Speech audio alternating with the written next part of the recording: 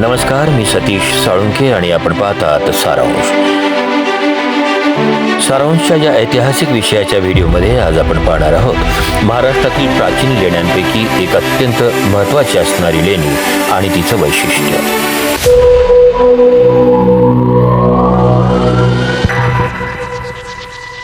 इतिहासाच्या सर्व कालखंडात महत्त्वाची नगरी म्हणून ओळखली गेली ती सांगली. सांगली जिल्ह्यातील अनेक ठिकाणी प्राचीन स्मारक आजही उभी आहेत. त्यात महत्त्वाची लेणी आहे ती पलूस तालुक्यातील कुंडलची. सांगलीपासून 44 किलोमीटर अंतरावरील कुंडलची लेणी ही महाराष्ट्रातल्या प्राचीन लेण्यांपैकी एक लेणी समजली जाते.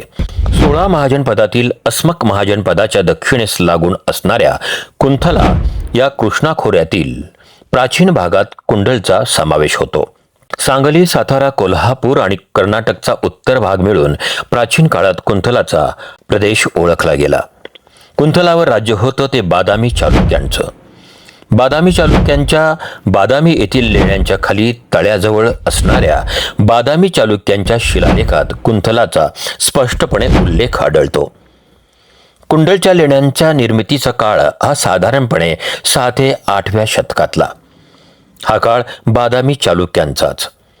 सांगली जिल्हा गॅझेटियरप्रमाणे ही लेणी साधारणपणे 6 ते 8व्या शतकात खोदली गेली असावी असा अंदाज व्यक्त करण्यात आला आहे.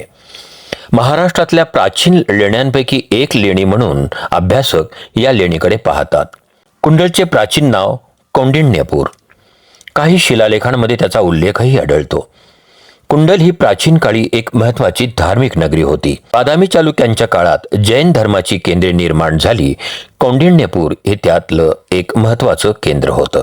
कौंडिण्यपूर अर्थात कुंडलच्या लेण्या वैशिष्ट्यपूर्ण असून निसर्गरम्य परिसरातील लेण्यांमध्ये आराधनेसाठी खास लहान लहान कक्ष आहेत. खरं तर ही लेणी केवळ आराधनेसाठीच निर्माण केली गेली असावी असा अंदाज तिच्या स्थापत्यावरून बांधता येतो. लेणीमध्ये पिण्याच्या पाण्याची व्यवस्था असून काही शिल्पेही आढळतात. या लेणीचा परिसर जैन धर्माचे महत्त्वाचे तीर्थक्षेत्र मानला जातो. परंपरेनुसार भगवान महावीर व पार्श्वनाथ यांच्या धर्मसभा, ज्याला शमवसरणही म्हटलं जातं, ते याच लेण्यांमध्ये झालं असावं अशी श्रद्धा आहे. या दृष्टीनं या लेण्यांचे महत्त्व विलक्षण मोठं आहे. 1972 साली लेणी परिसरात चालू असणाऱ्या खोदकामात पार्श्वनाथ यांचे एक अप्रतिम शिल्प सापडले.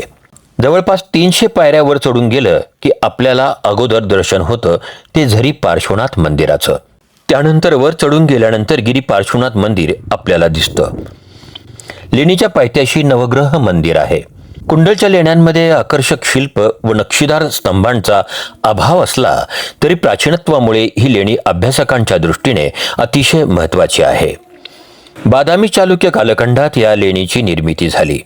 वास्तविक पाहता बादामीच्या लेण्यांतील आकर्षकता आणि सुबकता पाहता कुंडलच्या लेण्यांमध्येही त्याचा प्रभाव दिसायला हवा होता. मात्र कुंथला प्रदेशात जैन धर्माचे महत्त्वाचे केंद्र म्हणून या लेण्यांची निर्मिती झाली असल्याने आराधनेलाच अधिक महत्त्व दिल्याचे लेण्यांच्या स्थापत्यावरून दिसतं. नमस्कार, आपण पाहत होता सारांश या सदरात ऐतिहासिक माहिती कुंडलच्या लेण्यांची.